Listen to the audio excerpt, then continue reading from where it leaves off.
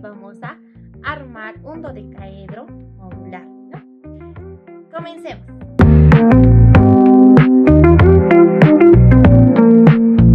Bien, para esto vamos a necesitar una hoja cuadrada del tamaño que ustedes deseen y la vamos a doblar a 2. Así, a 2. A 2, luego vamos a doblar una pestaña hacia arriba y la otra pestaña también hacia arriba. Nos tienen que quedar de esta manera. Así. Ahora que la tenemos, vamos a poner esto hacia arriba y le vamos a doblar esto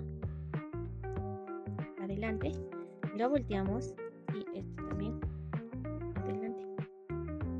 Lo vamos a tener así y lo giramos de esta manera en reverso y esto vamos a doblar de aquí hasta aquí, ¿ya?